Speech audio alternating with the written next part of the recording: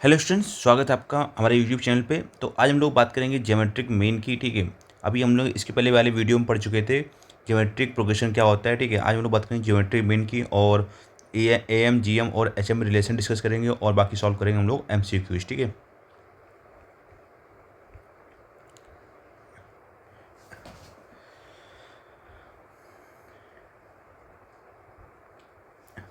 देखो हमने अभी हम तक हम लोग क्या पढ़ चुके हैं। अगर देखो दोस्त, अगर A B C are in G P हैं, ठीक है, तो बी स्क्वायर इक्वल टू क्या होता है, ए सी होता है। ठीक है, इसी बी को हम लोग क्या कर सकते हैं, ज्योमेट्रिक मीन भी बोल सकते हैं। ठीक है, ये चीज़ आप समझिएगा बहुत ही अच्छी तरीके से। तो कहने का मतलब क्या हुआ कि बी की जगह हम लोग ज्योमेट्रिक मीन लिखे तो क्या होगा, अंडर रूट ए सी होगा। ठीक है, मतलब first number into last number. ठीक है, यही क्या होगा, आपका ज्योमेट्रिक मीन होगा। तो जीएम गुणनफल का वर्ग है। ठीक है, जीएम हमेशा धनात्मक होगा। ठीक है, जब संख्या धनात्मक हो। तो नेक्स्ट स्लाइड पे चलते हैं।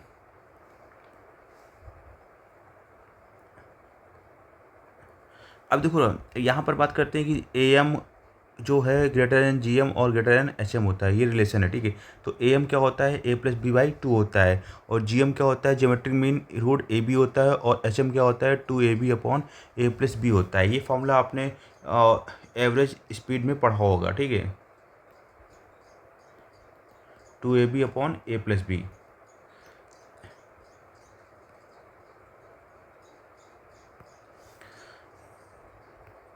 तो ये चीज़ समझ में आया। अब बराबर तो होगा जब सभी संख्याएं क्या होंगी, समान होंगी। ठीक है,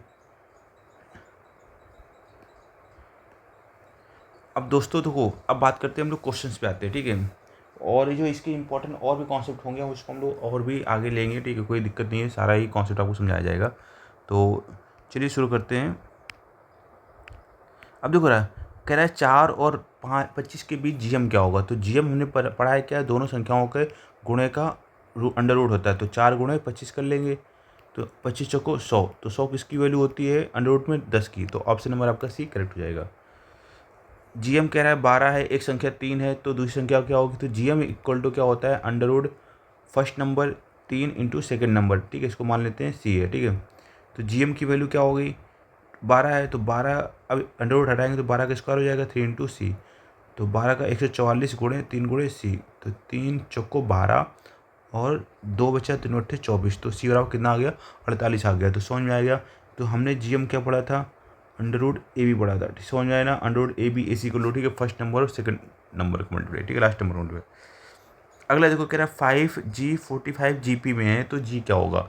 तो अगर तीन संख्याएं जीपी में है तो समझ हो रहा है, हम लोग इसको ऐसे भी तो लिख सकते हैं ना, जी स्क्वायर इक्वल टू 5 इंटू 45। ठीक है, तो जी की वैल्यू निकालनी है, तो 5 इंटू 9 हो जाएगा। तो 9 की वैल्यू क्या हो जाएगी, 3। तो जी की वैल्यू कितनी जाएगी, 5×3 = 15। ऑप्शन नंबर सी करेक्ट हो जाएगा। ये चीज़ समझ में आई आपको। दूसरा तरीका आप ऐसे भी कर सकते थे, ये फर्स्ट नंबर हो गया, सेकंड नंबर हो गया, ये थर्ड नंबर हो गया। ठीक है, तो 5/G इक्वल टू G/45 भी कर सकते थे। तो जी स्क्वायर इक्वल टू 45 × 5, तो बस वही आंसर आ जाएगा, जी की वैल्यू 15 आ जाएगी। ठीक है,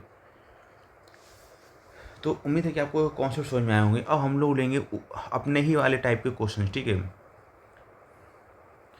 जो आपके एपी के बीच में मिक्स क्वेश्चन होंगे, जीपी वाले भी मिक्स क्वेश्चन होंगे, दोनों को मिला के क्वेश्चन सॉल्व किए जाएंगे।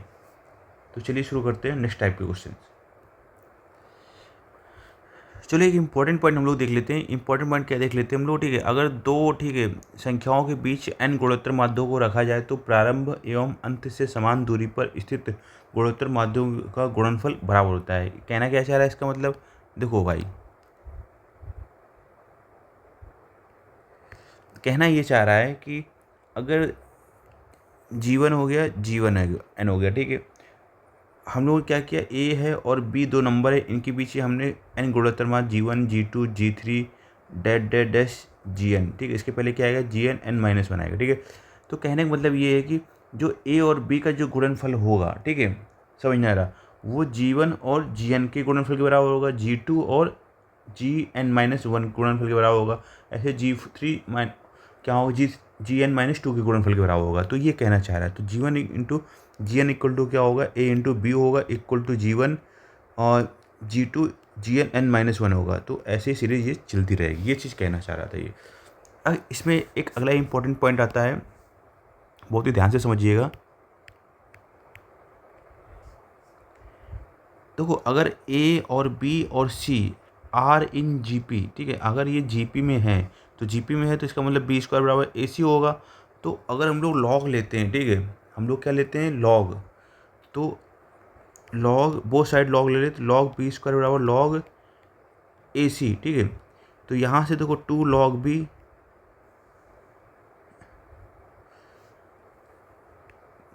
b इक्वल टू क्या हो जाएगा, लॉग, इसको लिखेंगे तो लॉग ए प्लस लॉग सी, ठीक है।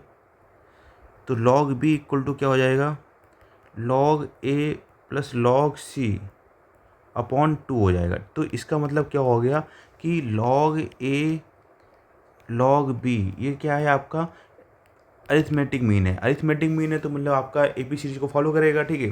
तो लॉग ए लॉग बी और लॉग सी क्या होंगे, आर इन ए पी। तो ये सीरीज किस में होगी, ए पी में होगी, अगर ये कंडीशन फॉलो कर रहा है, ठीक है। ए बी सी अगर जी पी में है तो लॉग ए लॉग बी लॉग सी किस में होंगे, आपके ए पी में होंगे। ये चीज़ समझिएगा बहुत स्पष्टतया, ठीक है। अब हम लोग चलेंगे क्वेश्चंस की तरफ, जो अच्छे अच्छे क्वेश्चंस हैं उनको हम लोग पुट करेंगे, ठीक है।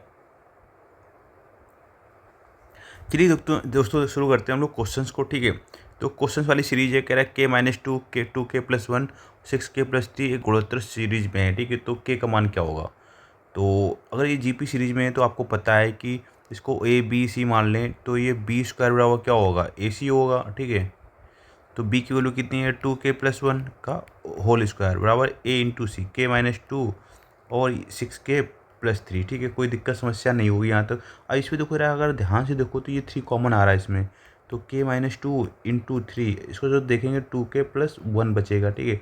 और 2k + 1 का ये होल स्क्वायर पहले से गिवन है, तो इसकी एक पावर से ये कैंसिल आउट हो जाएगा। तो यहाँ बचेगा 2k + 1 इक्वल टू 3 का मल्टीप्लाई कर दो, 3k - 6, ये 3k में 2k जाएगा तो ये बचेगा आपका k, ठीक है। -6 उधर जाएगा तो प्लस का 7 हो जाएगा।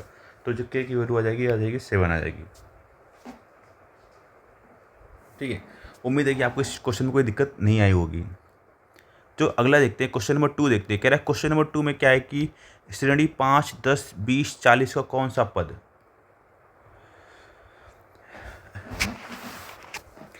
श्रेणी 5, 10, 20, 40 का कौन सा पद 1280 है। जब कभी भी इस टाइप का क्वेश्चन आपको पेपर में पूछा जाए तो आपको बेसिकली करना क्या है, हमें मान लेना है ये टी एन टर्म होगा, ठीक है। तो टी एन है तो इसको मान लें 1280। तो टी एन का जो फॉर्मूला होता है, टी एन इक्वल टू क्या होता है, ए इंटू आर की पावर n-1। कोई दिक्कत समस्या नहीं आनी चाहिए। तो टी एन की जो वैल्यू हो गई वो 1280 हो गई। अब आता है ए की वैल्यू, तो ए की वैल्यू कितनी हो जाएगी, हमें 5 मिल जाएगी।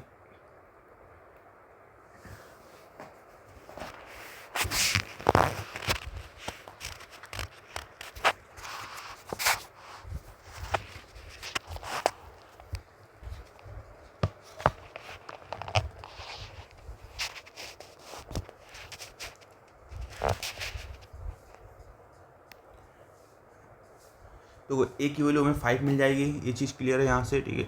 तो अब आर की वैल्यू निकालनी है, तो आर का मतलब क्या होता है T2/T1, तो 10/5 हो जाएगा। तो आर की वैल्यू कितनी आ जाएगी, 2, तो 2 की पावर n-1। इसको सॉल्व करते हैं तो 5 दूनी 10, 50, 25, 5 का 30, ठीक है। तो ये हो जाएगा 2 की पावर 32, 64, 28, 2 की पावर ये हो जाएगा 8, ठीक है। और 2 की पावर n-1, तो बेस सेम है तो पावर आपकी क्या हो जाएंगी, इक्वल हो जाएंगी। तो n-1 इक्वल टू कितना हो जाएगा, 8 हो जाएगा। तो n की वैल्यू कितनी आ जाएगी, 8 + 1 9 आ जाएगी। ये चीज़ क्लियर है नहीं आपको, कोई दिक्कत समस्या हो बता दीजिएगा मुझे एक बार कमेंट करके। तो n क्या मतलब क्या हो जाएगा, 9वां पद जो होगा वो आपका क्या होगा, 1280 होगा। चलो अगला क्वेश्चन देखते हैं। कह रहा है कि एक गुणोत्तर श्रेणी के प्रथम 8 पदों का योग 65, 60 है, समानुपात 3 है। तो इस श्रेणी का प्रथम क्या होगा, प्रथम 8 पदों का योग है, तो यानी S8 हमें गिवन है। तो S8 की वैल्यू कितनी है, 6560। यहाँ तक कोई दिक्कत समस्या नहीं आई होगी। अब कह रहा है कि इसकी कॉमन रेशियो है वो R=3 है। तो इन्होंने ऐसा कुछ नहीं बोला हुआ है कि हाँ कॉमन रेशियो R=3 है तो यानी ये >1 है। तो इस केस में जो फॉर्मूला अप्लाई होगा वो होगा SN = ए आर की पावर n-1 अपॉन r-1, ठीक है। तो 6560 हो जाएगा। ए की वैल्यू हमें बिल्कुल भी पता नहीं है, तो आर की वैल्यू एन की वैल्यू को पता है हमें 8 है, ठीक है। और -1 अपॉन r-1, तो आर की वैल्यू 3 - 1 2, तो 2 का मल्टीप्लाई उधर हो जाएगा 6560 इंटू 2, और ए इंटू ये देखो 3 की पावर 8 होता है ना, 6561 होता है -1। तो इसको जब सॉल्व करते हैं 6560 into 2 equal to A into 6560 हो जाएगा। तो ये और ये कैंसिल आउट हो जाएगा, तो जो ए की वैल्यू आ जाएगी वो कितनी आ जाएगी, 2 आ जाएगी। तो ऑप्शन नंबर हमारा बी वाला करेक्ट हो जाएगा। यहाँ तक कोई दिक्कत समस्या?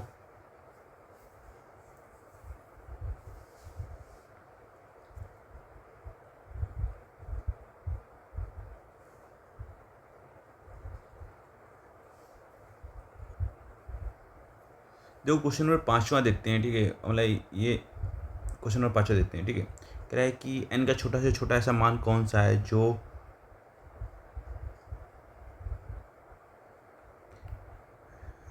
जो इस इक्वेशन को सेटिस्फाई करेगा, ठीक है। What is the smallest value of n such that, जो इस इक्वेशन की वैल्यू को सेटिस्फाई करेगा। तो देखो रहा ये हमारा n टर्म तक जा रहा है, ठीक है। तो 1 है 3 की पावर 0 प्लस 3 की पावर 1, ठीक है।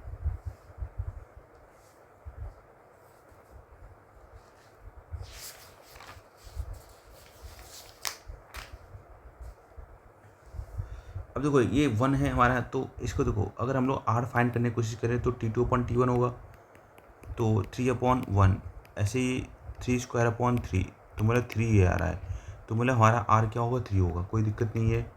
तो ये ग्रेटर देन 1 है, तो इस केस में जो एस एन का फॉर्मूला होगा a इंटू आर की पावर n, ठीक है, -1 अपॉन r-1। तो यहाँ तो कोई दिक्कत समस्या नहीं आई होगी। अब देखो रहा, अब a की वैल्यू क्या है, 1 है, इंटू आर की वैल्यू वो है 3 की पावर n-1 अपॉन 3 - 1 कितना हो जाएगा, ग्रेटर देन 2000। तो 3 की पावर n-1 ये हो जाएगा ग्रेटर देन, ये अपॉन में 2 बचेगा तो जाके मल्टीप्लाई हो जाएगा 4000, ठीक है। अब -1 उधर चला जाएगा, चला नहीं जाएगा, इसमें +1 करते हैं बोथ साइड, ठीक है। तो ये 4000 + 1 हो जाएगा, ठीक है। तो हम लोग n की कोई ऐसी वैल्यू रखो, 3 की पावर की n की कोई ऐसी वैल्यू रखें जो 4000 से ग्रेटर हो, ठीक है। तो अगर हमें पता है कि 3 की पावर, देखो 3 की पावर 3 क्या होता है, 27 होता है। 3 की पावर 4 कितना होता है, 81 होता है। 3 की पावर 5 243 होता है। और 3 की पावर 6 कितना होता है आपका, 729 होता है। 3 की पावर 6 आपका कितना हो जाएगा, 3 की पावर 3 की पावर 7 कितना हो जाएगा आपका, 2187 हो जाएगा, ठीक है। और 3 की पावर 8 ये कितना हो जाएगा, 6581। तो आपको ऐसी वैल्यू लेनी है जो इसको क्रॉस कर जाए। तो ये 3 की पावर 8 में ही संभव होगा, तो यानी n की जो वैल्यू आ जाएगी वो कितनी आ जाएगी, 8 आ जाएगी। ये चीज़ समझ में आ गई ना। स्मॉलेस्ट वैल्यू पूछा जाएगा, लार्जर वैल्यू तो कुछ भी हो सकती है, स्मॉलेस्ट वैल्यू में यही हमारा आंसर होगा। तो समझ में आ गया आपको। अगला क्वेश्चन कह रहा है कि 3 संख्याएं गुणोत्तर श्रेणी में है, उनका योग 28 है, गुणनफल 512 है, तो संख्याएं कौन सी है। जब कभी भी आपको जीपी सीरीज में 3 संख्याएं लेनी होंगी तो आपको पहली संख्या a/r, फिर a और फिर AR लेनी होगी। ये चीज़ याद रखिएगा, ठीक है। अब इन्होंने बोला है उनका योग 28 है, तो a/r plus a plus AR, इसको जोड़ेंगे तो 20 आना चाहिए, और मल्टीप्लाई करने में कितना आना चाहिए, 512 आना चाहिए। तो r से r कैंसिल आउट हो गया, तो a³ इक्वल टू कितना हो गया, 512। तो a की वैल्यू कितनी हो जाएगी, यहाँ से 8 आ जाएगी। तो अब यहाँ पर क्या करेंगे, सभी में 8 कॉमन है, ठीक है। तो a कॉमन है, तो a बाहर निकाल लेंगे तो 1/r प्लस 1 प्लस r बचेगा, इक्वल टू 28 हो जाएगा।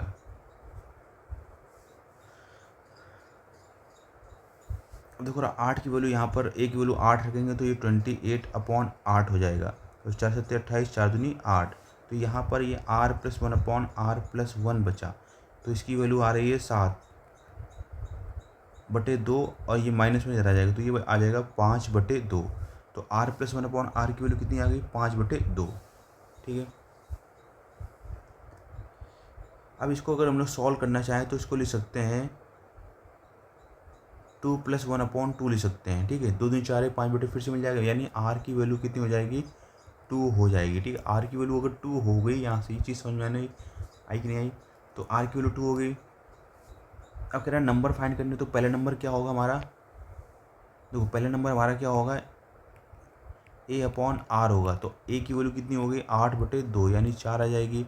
दूसरा क्या होगा, ए होगा तो यानी 2 होगा, और तीसरा ए आर होगा तो 2 गुणे 8 यानी 16 हो गया। तो ये चीज़ समझ में आ गई नहीं आ गई आपको।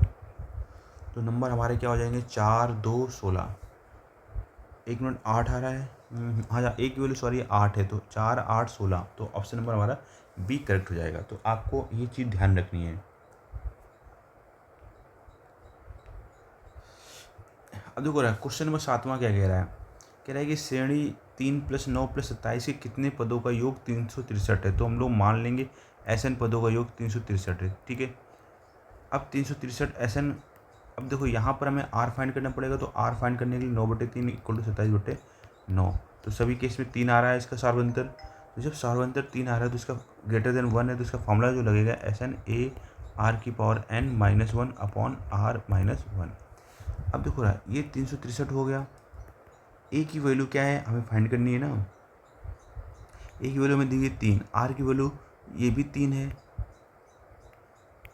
अपॉन 3 - 1 2। तो इसको सॉल्व करेंगे, 3 कम 3 दूनी 6 3 242 हो जाएगा, ठीक है। 2 का मल्टीप्लाई उधर हो जाएगा ना, 121 × 2, तो 3n-1। तो ये 3n = हो जाएगा 243। तो अभी आप पढ़ के आए हो, ये 3 की वैल्यू होती है, तो n की वैल्यू कितनी हो जाएगी 5। तो जो हमारा आंसर आ जाएगा वो ऑप्शन नंबर बी करेक्ट हो जाएगा।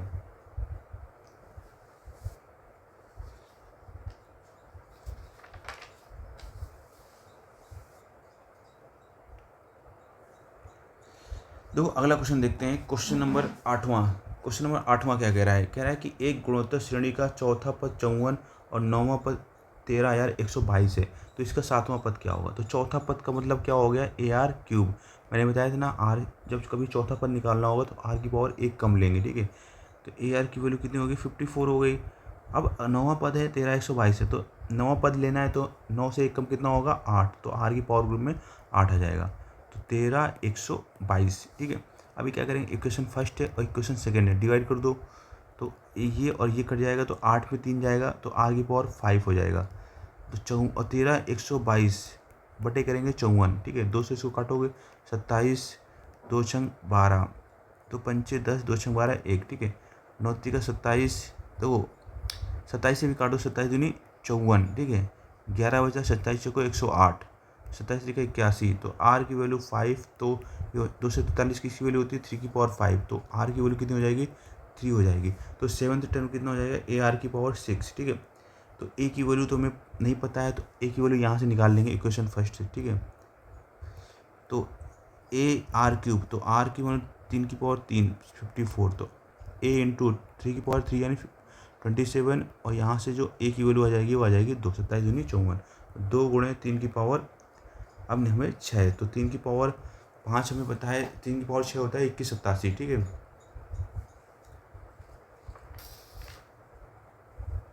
एक मिनट, 3 की पावर 5, 3 की पावर 6 होता है 729, 2 गुणे 729, ठीक है। तो 2 × 18, 2 × 4 1 5, 2 7 14, 1458 हमारा क्या हो जाएगा, ऑप्शन नंबर सी करेक्ट हो जाएगा। तो देखो आज के लिए इतना ही रखते हैं, नेक्स्ट वीडियो में हम लोग और डिफरेंट क्वेश्चंस करेंगे, और उम्मीद है कि आपका नेक्स्ट में वीडियो में पूरा ही GP सीरीज़ खत्म हो जाएगा।